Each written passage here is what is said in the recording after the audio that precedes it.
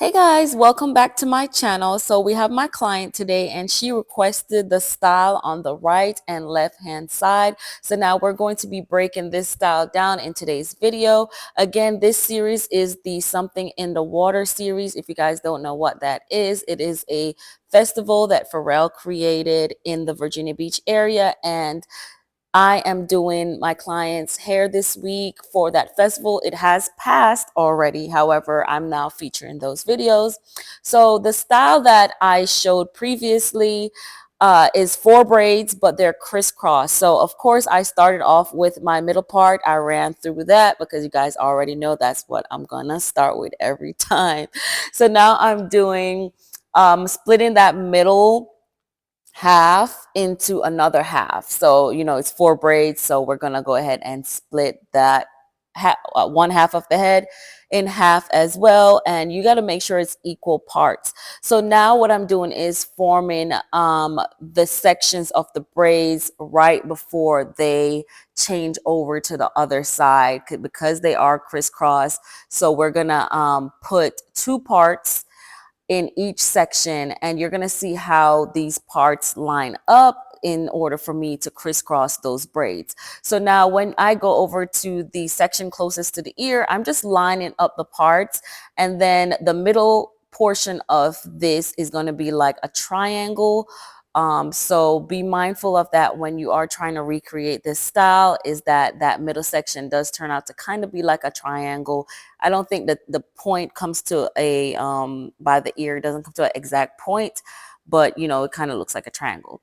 So now because the braid is starting close to her sideburns, that's where I'm going to start the braid going upwards. So I'm just forming out the braid with the jam. So I'm using a jam and I am creating a pathway for my braid with the hair. So if you guys see what I'm doing, especially in this section, I'm kind of making that curve because this braid is going to curve.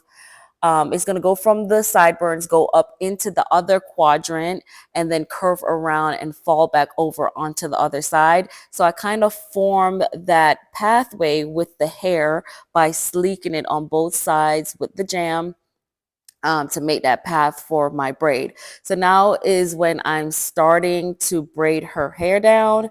And regular stitch braids, I'm adding a lot of hair in this because she does like the braids to be thicker. So and plus, you have to also go off your client's hair. Even though she has a lot of nice full hair, it's not really thick to where I didn't need to add that much extension. So almost at every turn, I'm kind of adding extensions in to make the braids fuller, like she likes it. Some of your clients might not want it that thick. So it's your preference or their preference of how thick they want it.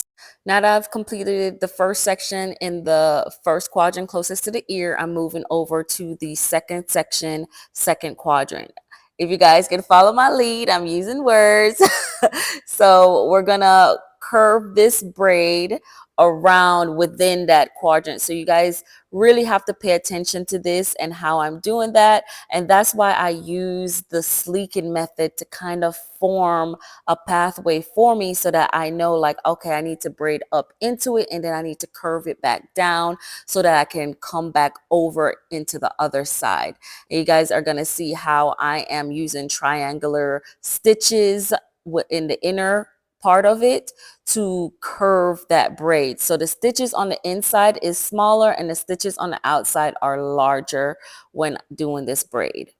So now that I've completed that turnaround, I'm going to jump back over into the first lane and finish off this braid.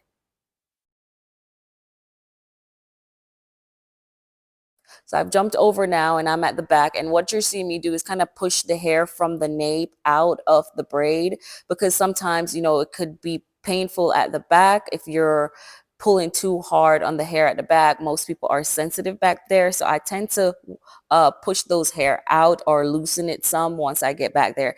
And I didn't finish off that braid because we're going to make those end braids fluffy. So I just clipped them off midway through. I didn't finish off the tail of the braid, and I've jumped over now to my second braid. So be careful how you start. You want to remember how you start. You want to remember how much hair you added into this braid so that both sides are symmetrical. This is another symmetrical type of braid where, you know, it really depends. It looks better when it's symmetrical, and you can really it could really be a dead giveaway if it's not symmetrical. So it's easy to find fault in braids like these because it just making sure that everything looks the same. So now that I've finished the first section of the second lane, I'm jumping over the first braid now, and I just braid out a little bit and just jump over naturally over the first braid. You don't really have to do too much. You don't have to like go into a whole plait.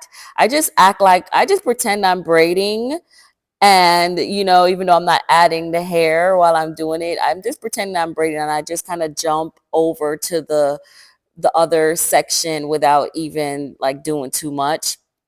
And then I'm going to curve this upward as well. Now you have this tiny, tiny section to play with.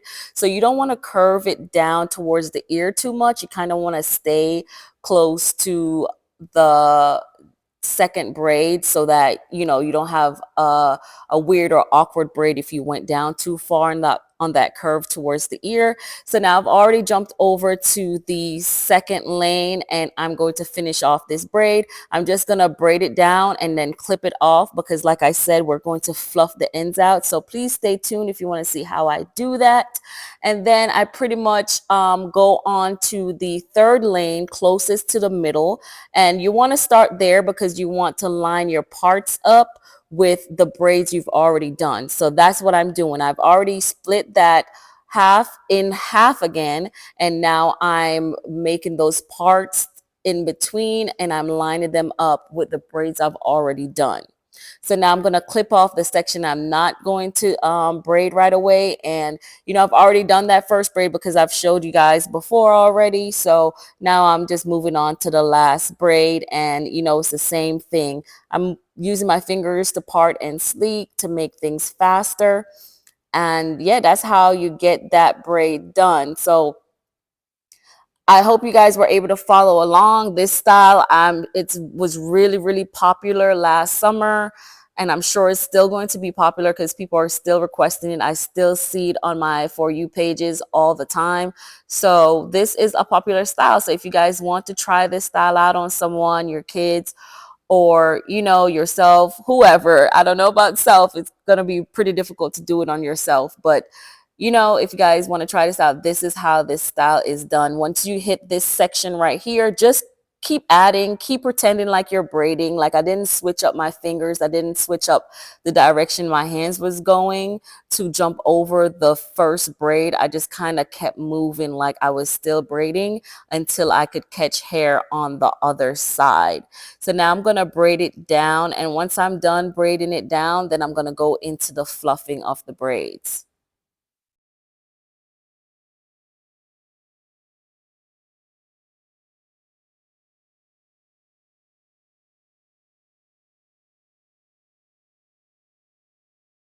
So I've already fluffed out a couple of them, and now I'm going to go into fluffing out the last two, and I clipped it off, and now I'm just pulling. So when I'm pulling, you guys, I'm not pulling the entire braid or the entire leg of the braid.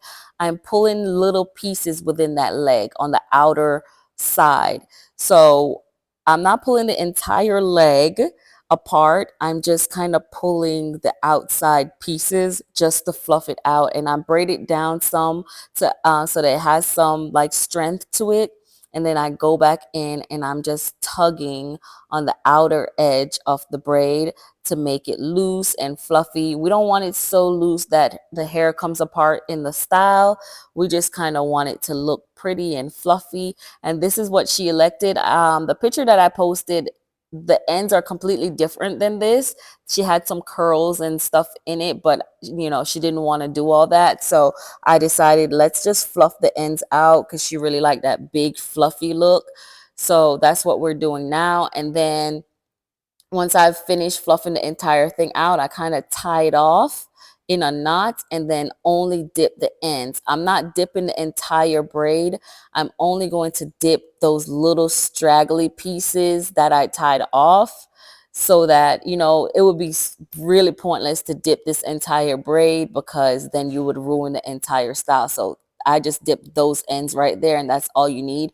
And you just go in and clip off the little pieces that you need to, you know, make it look nicer and more sleek. But this is the final look, you guys. She really liked the fluffy ends, so that's why we did it. You don't have to do those ends if you don't like them, but you know, this is what she liked, so that's what we did.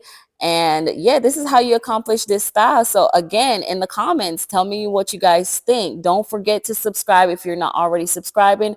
Turn on the notification bell, because I'm dropping these videos every day this week at 7:30. This is a new series. If you guys haven't watched my other series, go ahead and check those out. But I'm dropping a video of the something in the water braids every day this week. So stay tuned, and thank you for watching.